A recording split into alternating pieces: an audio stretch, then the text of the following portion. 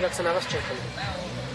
No, milí priatelia, neviem teraz, či nám budete naozaj veriť, pretože o chvíľočku vám ponúkneme jeden úžasný vstup s týmto mladým mužom, ktorého vám predstavím. Teda neviem, či ste rozmýšľali niekedy nad tým, že spojiť sa s medzinárodnou vesmírnou stanicou alebo napríklad pokecať s kozmonautami. Ty už si niekedy uvažoval nad tým? Sú to bežné veci, ktoré mladý muž robí v detskej izbe. Zamýšľa sa a hovorí, budem čítať povinnú literatúru, alebo sa spojím s astronautmi. V tomto prípade.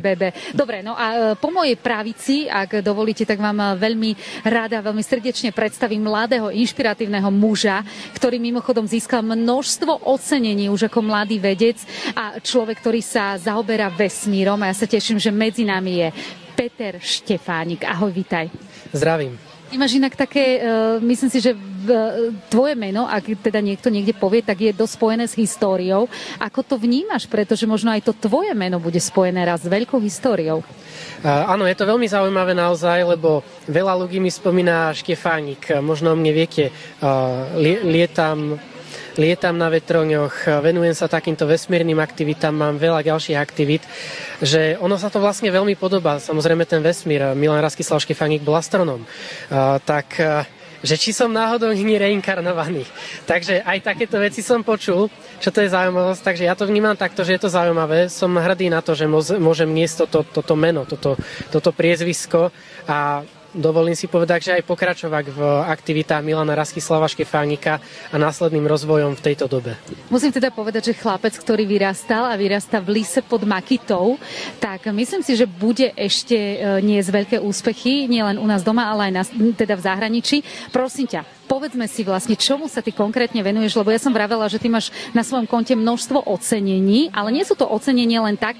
Ty si sa teda skutočne spojil s astronautami na ISS pomocou rádioamatérskych zariadení a teda získal si aj množstvo ocenení, ktoré je také najväčšie a najprestížnejšie. Teraz som nedávno získal ocenenie Mladý talent Považskej Bystrice v kategórii veda a technika práve za tú vedeckú činnosť a vedecko-popularizačnú činnosť, čo sa týka tých spojení s astronautmi, vlastne popularizácii toho vesmíru na Slovensku. Čo považujem ako veľké ocenenie, tak bolo aj certifikát uznania od ESA, ktoré som dostal práve za títo spojenia s astronautmi, konkrétne s európskym astronautom Andreasom Mogensenom. Takže vlastne to považujem ako veľké ocenenie a niekoľkokrát som sa zapojil aj do súťaže SOČ, stredoškolská odborná činnosť, kde som taktiež prezentoval svoje technické takéto výtvory. K tomu sa dostaneme. Mňa len teraz akože, Peter, zaujíma jedna zásadná vec a to je, že ako sa k tomu mladý človek dostane.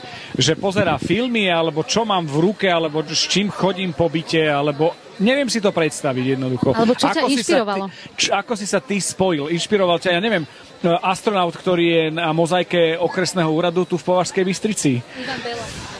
Pravdu povediac, o tej mozaike som ani nevedel, ale poviem vám taký príbeh. Keď som mal 5 rokov asi? 4 alebo 5 rokov, tak som pozeral naživo na slovenskej televízii posledný štart raketoplánu. To bolo vlastne misia STS-135. Mal som naozaj 4 roky. A veľmi ma to zaujalo, vlastne vesmír, ako malé dieťa, ako deti, ktoré sú tu. A dostal som asi týždeň na to takú hračku, taký raketoplán. A odvtedy sa to nejako so mnou ten vesmír nesie.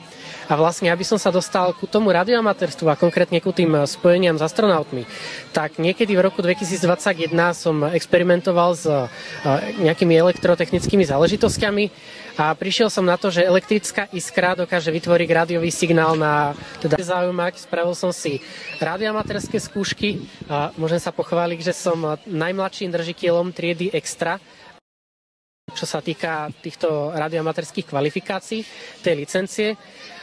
Na základe toho som si vybral aj v strednej škole odbor elektrotechnika v doprave a telekomunikáciách tu v Považskej Bystrici. Koľko tak si teraz? Teraz pôjdem do 4. ročníka. Maturant. No, my sa ešte dostaneme k tomu, čo tu vidíme, ale ja vám predtým predstavím Hanku. Hanka sa volá priezviskom Partelová, zatiaľ dobré? No, tak povedal som 2 slova. A ty si tu za takzvanú sosu. Prosím ťa, čo je to sosa? Lebo my dostaneme poznámky a že sosa a teda nevedel, že čo je to sosa. Poďme si o tom viac povedať. Jednak to máš na logu, jednak to môžete mať aj vy, ktorí ste tu s nami. Ja tu dokonca som dostal ako darček. Čo to je sosa a ako sa, a teraz nie vzlom, dáma dostane k týmto, čo sa hrajú s mucholapkou chlapcami a celé to je zastrešené vesmírnymi aktivitami a organizáciami. No tak SOSA je vlastne Slovenská organizácia pre vesmírne aktivity a vlastne spájame odborníkov z rôznych oblastí so študentmi, ako sme s Peťom Štefánikom a s nadšencami pre vedu a pre vesmír a snažíme sa robiť takéto popularizačné aktivity, aby sme nadchli aj tie mladé generácie, aj tie malé deti. Vesmír je úžasný a chceme, aby to vlastne pokračovalo, aby aj ostatní sa tomu venovali tak ako my. Hania, keď na teba pozerám, tebe tak žiaria oči. Keď o tom rozprávaš. Že hneď by som chcela byť vo vesmíre. My sme s Veronikou v kategórii nám dávali na základnej škole kresliť, že vieme rok 2000, lebo vesmír a tak ďalej. Nestihli sme všetky tieto veci, ale mňa baví a že existujú mladí a malí človečíkovia, to znamená decká, ale aj takéto veľké už decká, ktoré naozaj myšľajú tým, že sa budú tomu venovať. Koniec koncov, ty okrem toho, že študuješ, tak ako aj spomínal, ty si súčasťou a členkou Slovenskej akadémie vied, alebo pracuješ pre Slovenskú. Ako to je? Že už to je taká, že naozajstná vedecká práca? Ja som sa vlastne dostala vied cez letnú školu mladých vedcov. Odporúčam to všetkým deťom. Majú vlastne rozdelené ústavy a každý si tam príde na svoje od polymerov, cez plasty, cez výskum srdca, až vlastne po kvantovú fyziku, kde to vlastne zaujalo mňa. A vlastne po tejto letnej škole som rozhodla a dohodla sa vlastne s vedcami a teraz tam vlastne stážujem a praxujem na fyzikálnom ústave v Národnom centre pre kvantové technológie. To je neskutočné. Premeškal, preboha. Ja tu mám, teda Peťo, prosím ťa, poďme, máme krátky čas na to, aby sme si mohli týchto úžasných, unikátnych veciach viac, ale povedzme si, prosím ťa, čo to máme tu na stole? To je tá technika, s ktorou ty dokážeš spojiť s kozmonautami vo vesmíre, alebo ako si to mám predstaviť? Áno, máme tu aj ukážku, ako vidieť túto antenu, mám tu aj vysielačku, s ktorou dokážem sa spojiť, ale teraz hlavne príjmať signály z Medzinárodnej vesmírnej stanice aj z ostatných družíc.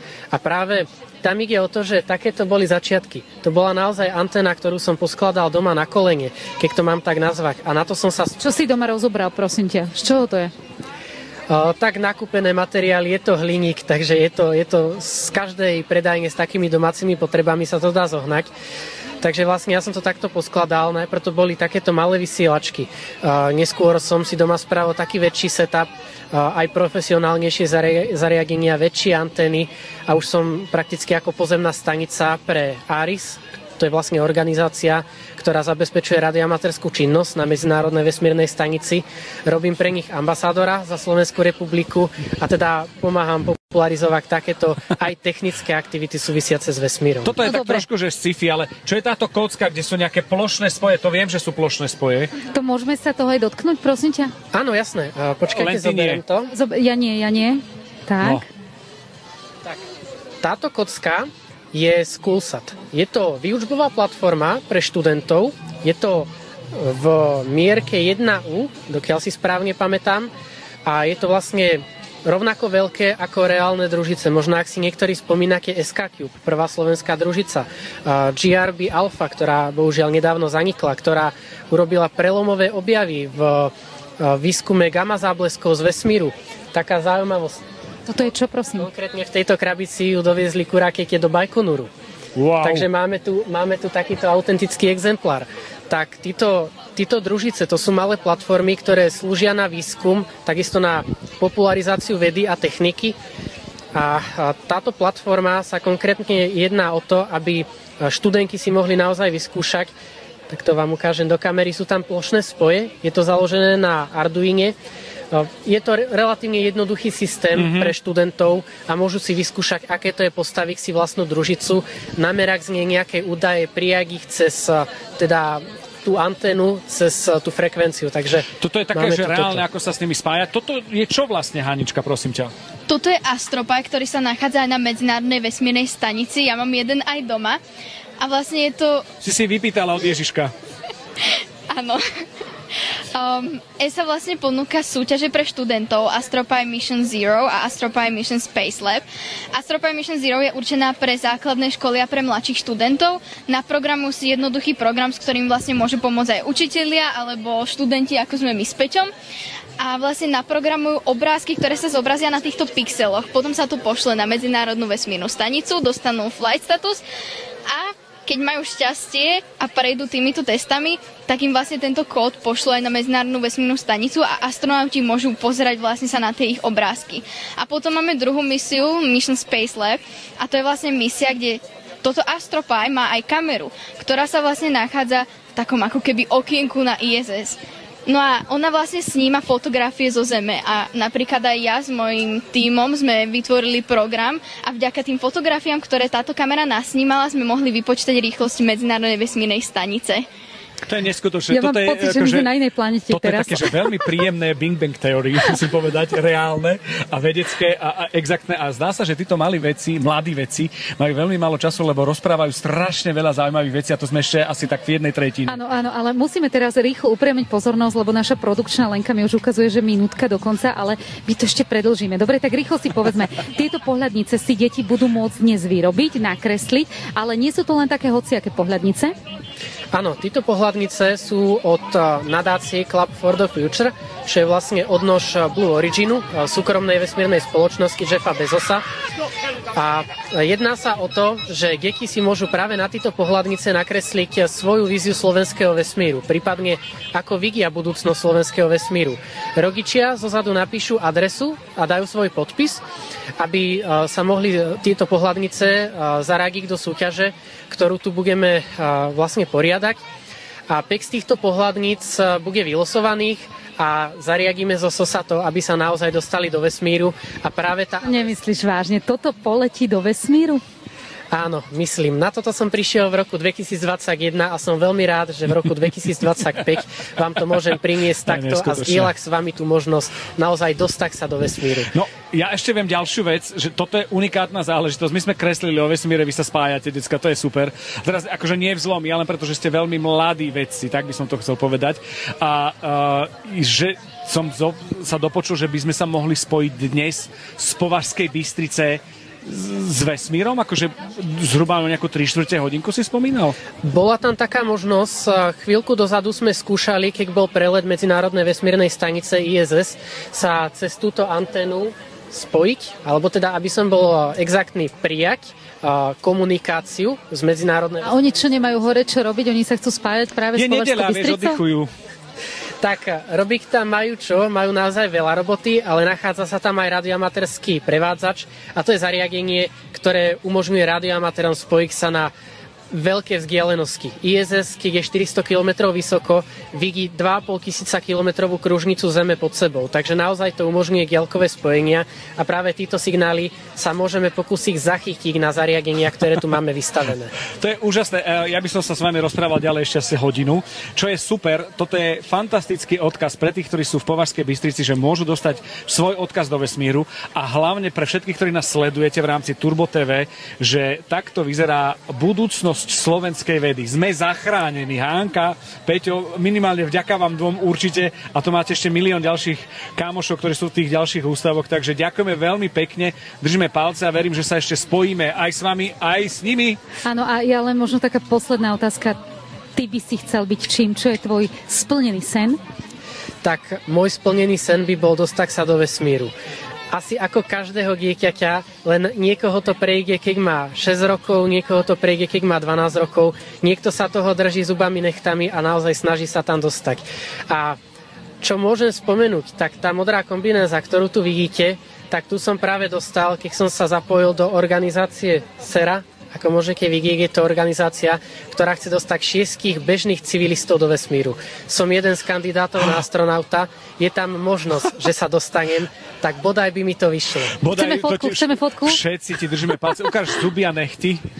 Tak sa drž zubami, nechtami. My ti veľmi, veľmi prajeme a budeme veľmi hrdí, že budeme machrovať, že ťa poznáme. Peťo Štefánik je tvoje meno. Hanička Partelová, Hána Partelová bola druhá, ktorá bola tu s nami ako vedkyňa, takže sa tešíme, že sme vás mohli spoznať a držíme silno palce. My sa ideme fotiť s týmito úžasnými mladými vedcami a vy ostanete s nami pri Turbo TV. Ďakujeme Kauflandu, že nám sprostredkuje tieto úžasné stretnutia. Poďte na to, fotíme sa. OK.